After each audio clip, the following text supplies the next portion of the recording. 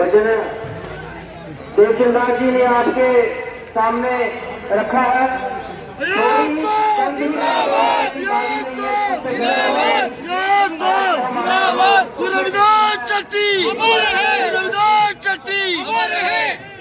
इस गुरुद्वारे में पहुंचने वाले हैं, आप सबसे विनम्र प्रार्थना है कि सामने पंडाल में बैठ जाइए, रास्ता छोड़ दीजिए और सिक्योरिटी से रिक्वेस्ट है कि जितने भी नौजवान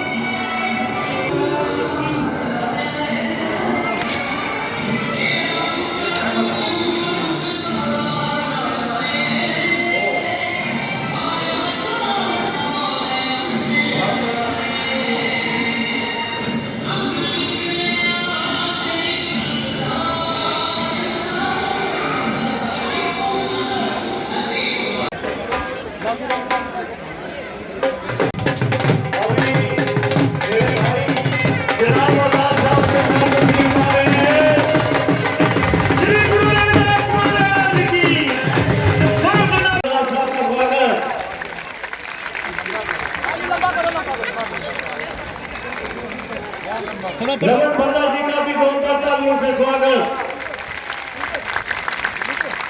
इनके साथ आने वाले तमाम साथियों का जोरदार तालियों से स्वागत। श्री गुरु रविदास शक्ति, श्री गुरु रविदास शक्ति,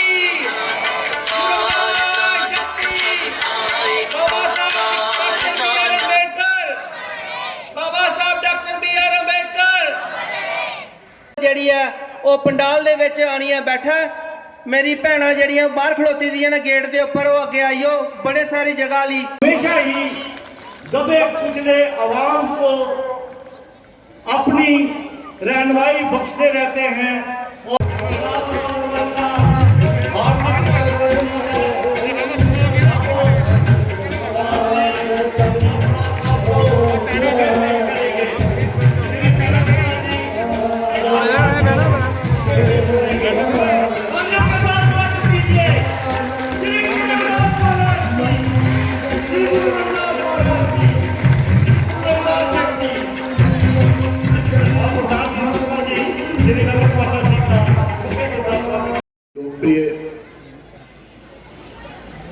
नेता खाली कश्मीर के नहीं, देश के गुलाम अली आजाद साहब।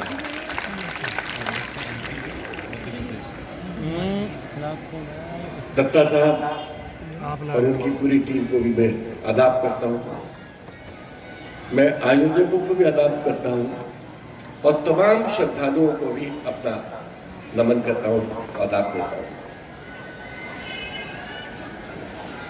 जब मुझे पता चला कि आजाद साहब एक कार्यक्रम छोड़ के यहाँ आ रहे हैं, तो मैंने उनसे पूछा, क्योंकि मैं गुरु जी की जयंती से भली भांति परिचित हूँ, मध्य प्रदेश का हूँ। वहाँ ये जयंती बड़े स्तर पे मनाई जाती है। लोग सुबह स्नान करते हैं नदी में, फिर टोलियां निकलती है भजन गीतों के साथ, वहाँ बड़े बड़े पेविलियंस बनते हैं और मैं उसका एक अंग, एक भाग होता हूँ। तो मैंने आजाद साहब से पूछा कि आपके यहाँ क्या होता है, तो उन्होंने मुझे बताया कि मैं जब चीफ मिनिस्टर था तब मैंने उनकी छोटी सी मदद की थी। मैं यहाँ आके देखा, वो छोटी मदद नहीं, बहुत बड़ी मदद थी। और मगर जो भी उन्होंने किया दिल से किया। चुप कराने वाला आंदा रविदास को चुप कराने वाला। तो मैं गुजारिश कर रहा हूँ, माय रिक्वेस्ट, दरबार में गुलाम नबी आजाद साहब, विवेक पंडा जी, यहाँ पे हीरा दत्ता साहब, मनमोहन चौधरी जी, रिकेश वजीर जी, मुल्कराज जी और सारे मेरे सम्मानित सत्संग साथियों, मैं आज के इस पावन अवसर पर दिल की गहराइयों से सबको लाख लाख बधाई यहाँ पे देता हूँ कि आज पावन दिन 644वीं जन्म बरसी में गुरु रविदास जी का इस दिन को मनाने के लिए हम सब यहाँ इकट्ठे हुए। गुरु रविदास जी जिनको रैदास के नाम से भी जाना जाता था, और आज ये पहली बरादरी है कि जिनको रविदास बरादरी के रिलीजन के नाम पे जाना जा रहा है। तो मैं महसूस करता हूँ कि आज के इस दिन पे उनके बताए हुए रास्ते पर चलना बहुत ही जरूरी है। और गुरु रविदास जी जिन्होंने भक्ति में शक्ति प्रकट करके दिखाई, और बड़े बड़े दिग्गज नेताओं ने उस वक्त के माहौल में, जैसे किसी ने कहा कि जब भी कहीं पाप का गड़ा भर जाए तो कोई ना कोई अवतार ऋषि मुनि सृष्टि में यहाँ पे आते हैं। उसी दौर पे ये गुरु रविदास जी यहाँ पे आए, उन्होंने नई दिशा यहाँ पे दिखाई, और जिस ढंग से लोगों को जबरदस्ती दबाने का प्रयास था, अपनी भक्ति मूवमेंट को चला के उन्होंने एक नया अवतार के तौर पे हमें एक रूपरेखा यहाँ पे दिखाई है। आज इस पे चलते हुए हम महसूस करते हैं कि हम सही मायनों में जीवन में वो काम कर पाए जिससे समाज का भला हो पाए, इंसानियत का भला हो पाए। और आज जिस ढंग से मीरा कुमारी की बात हो, और उनके पिता जिस ढंग से एक ऐसी बरादरी से वास्ता होते हुए व्यापारी के तौर पे भी काम यहाँ पे करते थे, एक सरपंच भी यहाँ पे थे राजा नागरमल के सिलसिले में, और उनके आशीर्वाद से गुरु रविदास जी ने जो अपने कार्यकाल में काम यहाँ पे करके दिखाए, आज भी हम सब लोग उनको याद करते हैं। और गुरु रविदास जी के माध्यम से चलते हुए डॉक्टर अंबेडकर साहब जिन्होंने हमें हिंदुस्तान के लिए एक ऐसा कॉन्स्टिट्यूशन दिया, हम उसको भुला नहीं सकते। आखिरी दम तक उनको नमन करते हुए हमेशा यहाँ पे याद करते रहेंगे। जो किताब यहाँ पे दी वो एक नावल के तौर पे नहीं थी। आज जरूरत है, ये समय की पुकार है। आजाद साहब हमारे बीच में बैठे हैं, इनकी कंट्रीब्यूशन वो कुछ लबों तक महदूद नहीं रही जा सकती। जाती तौर पे हम समझते हैं कि जम्मू कश्मीर में बहुत ज्यादा कंट्रीब्यूशन इनकी यहाँ पे की, वो बच्चे से लेकर बुजुर्ग का हमेशा याद रखेंगे। लेकिन आज के इस दौर पे हम कहाँ से शुरू करें और कहाँ से खत्म करें, लेकिन ये समय बताता है कि हम जिसका जिक्र करें। 1 साल के अंदर, 1.5 साल के अंदर आजाद साहब, चाहे कोरोना की बीमारी यहाँ पे हो, चाहे पाबंदियाँ हो, चाहे नजरबंदी हो, हम लोग आगे की तरफ नहीं गए, पीछे 72 से 72 की तरफ हम यहाँ पे जा रहे हैं। जम्मू कश्मीर के हालात आपके देखने, जिस ढंग से आप जाती तौर पे मरीजों की आवाज करते थे, हमारे लोग तो ऑक्सीजन की कमी के कारण भी मारे गए। जम्मू कश्मीर के हालात और ये हुकूमत, इसलिए आज हम समझते हैं कि जहाँ पे नेताओं के भाषण की सुनवाई ना हो, वहाँ पे रूहानी दरबार में गुरु रविदास जैसे शख्सियतों की जरूरत है। वो अपने आशीर्वाद से जन विरोधी नीतियों को लाने वाले लोगों को समझने होती है। आज जिस बरादरी के हम यहाँ पे बैठे हैं, जिनकी रिलैक्सेशन आप सब नेताओं ने यहाँ पे दी थी, आते ही 1 साल के अंदर सबसे पहले जो हमने 10-10 साल रिलैक्सेशन दी थी कि जम्मू कश्मीर का आवाम, नौजवान कोई रोजगार नहीं, बम धमाकों की बातें सुनता है, 10-10 साल की रिलैक्सेशन काट दी गई। आज जरूरत इसलिए भी है कि उस अम्बेडकर के कॉन्स्टिट्यूशन पे दिखाते हुए जो गुरु रविदास जी का सपना था कि बराबर ताकत दे के चले, छूछात खत्म हो पाए। रिलैक्सेशन आज इस बरादरियों की यहाँ पे बड़े पैमाने पे कट करके रख दी। आज इसलिए भी जरूरत यहाँ पे है कि वो चीज जो आज कानून बनाए जाते हैं, जिन लोगों के लिए बनाए जाते हैं, वो जन के हित में नहीं बनाए जाते, सड़कों पे लोग आते हैं। किसानों के लिए कानून बनाए तो आज किसान सड़कों पे कितने लोग मारे, और जम्मू कश्मीर के लिए कानून बनाए, यूटी बना दी तो रियासत पैरामिलिट्री मोड पे यहाँ पे चल। आज बच्चों के लिए रोजगार की स्कीम बनाई तो रोजगार कहीं पे भी नहीं, पकौड़े बनाने की सलाह दी जाती है। इसलिए मैं समझता हूँ गुरु रविदास जी की आज बहुत सख्त जरूरत है, जिन्होंने हर एक तबके को मेल जोल के कंधे के साथ कंधा मिलाते हुए नए आकार में, नए मोड़ पे हम लोग मिलजुल के यहाँ पे रहे, भाईचारे के साथ यहाँ पे रहे, अपने मुल्क को मजबूत करें, अपनी रियासत को मजबूत करें। और आए दिन जिस ढंग से हमने जम्मू कश्मीर में जो हालात यहाँ पे देख रहे हैं, सीज फायर वायलेशन की उल्लंघना, हमारे फौजी बगैर जंग के शहादत यहाँ पे दे रहे हैं, तो हमारी दरख्वास्त, हमारी अरदास भी यहीं पे रहेगी गुरु रविदास महाराज जी के जरिए कि वो पार करीबा पूरे मुल्क में बना के रखें, समाज में बना के रखें, हम मिलजुल के साथ रहें, अमन का माहौल यहाँ पे पैदा कर पे हमारी तरफ से उनके प्रति यही सच्ची श्रद्धांजलि होगी। आपको बहुत ही सौभाग्यशाली मानता हूँ हाँ लाइव भी है कि यहाँ आने का कई बार मुझे मौका मिला है, और आज बड़े लंबे अरसे के बाद आप सबके दर्शन करने का अवसर प्राप्त हुआ है। और ऐसे शुभ दिन पर जब आज पूरे देश में और विश्व में गुरु रविदास जयंती मनाई जा रही है, ये जयंती या ये जन्मदिन गुरु के उन करोड़ लोगों के लिए नहीं है जो उनको मानते हैं, लेकिन उनका ये जो पैगाम पूरी दुनिया के लिए। गुरु बहुत कम पैदा हुए जिनके रास्ते पे दुनिया चली, देश चले, परदेश चले। और जब जब भी विश्व में, दुनिया में पाप बढ़ गया है तो अल्लाह कहे, भगवान कहे, खुदा कहे, जो इस पूरी दुनिया को चलाता, जिसने चांद, तारे, सूरज, जमीन, समंदर, आदमी, फल फूल पेड़ लगाए, उसी को हम खुदा कहते हैं, उसी को भगवान कहते हैं, उसी को अल्लाह कहते हैं, उसी को गॉड कहते हैं। अपनी तरफ से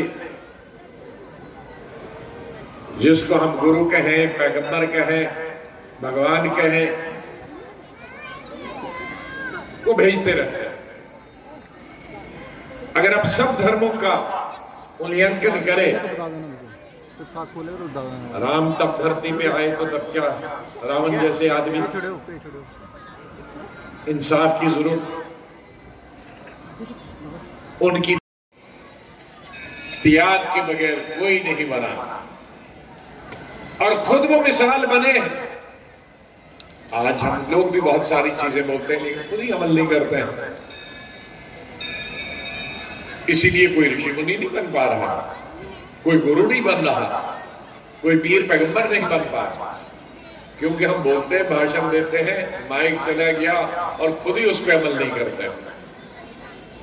अगर हाल के ही एक और गुरु की बात करें, गांधी, उसको तो सभी मानते हैं हिंदुस्तान, जिन्हें आजादी दी, लेकिन उनकी सोच नेहरू से हटकर थी, उनकी सोच सुभाष चंद्र बोस से हटकर, वो भी वही लड़ाई लड़ रहे थे, लेकिन गांधी साथ साथ त्याग भी दे रहे थे। वो अमीर आदमी थे, बहुत अमीर आदमी थे। लंदन में उन्होंने बैरिस्टरी की ट्रेनिंग की, लेकिन यहां आए आजादी दिलाने। वहां अफ्रीका में वकील थे, अफ्रीका की कपड़े उसके देखिए टाई पैंट, और यहां के देखिए कि बदन पर पूरा ढका भी नहीं, क्योंकि उस वक्त हमारी बहनों के पास, मर्द तो गुजारा करता है थोड़े कपड़े के साथ भी, लेकिन हमारी माएं बहनें थोड़े कपड़े के साथ नहीं, उनका पूरा बदन ढका होना चाहिए। तभी तो मां, जब उन्होंने देखा कि हमारी बहनों के पास पूरे कपड़े नहीं, माओं के, उन्होंने सब निकाल के दिया कि मैं तब तक, जब तक हिंदुस्तान को आजाद नहीं करूं और मेरे हर भाई बहन के पास पूरा बदन ढकने के लिए कपड़ा नहीं है, तो तब तक मैं रहूंगा नहीं। और वो जब तक ये आजादी नहीं दी तो तब तक। पीरा दत्ता साहब, जिनका मैं बहुत ही आदर करता हूं और इनके निमंत्रण पर पहले भी कई बार यहाँ आने का अवसर प्राप्त हुआ। रमन भल्ला साहब, हमारे एक्स मिनिस्टर, मेरे साथ आए हुए साथी जो सुप्रीम कोर्ट के वकील हैं, मध्य प्रदेश के रहने वाले हैं, 200 साल पहले इनके ही बुजुर्ग कश्मीर से कश्मीरी पंडित हैं, लेकिन अब कश्मीरी इनको दोबारा पढ़ाना पड़ेगा, डोगरी भी पढ़ाना पड़ेगा, भूल गए हैं। और पार्लियामेंट के मेंबर हैं राकेश वजीर साहब।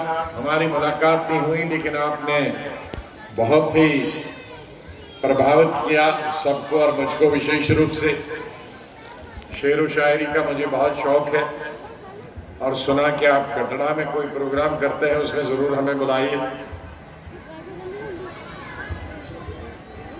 हमारे दूसरे साथी मेरे छोटे भाई एक्स स्पीकर मनमोहन सिंह जी हैं,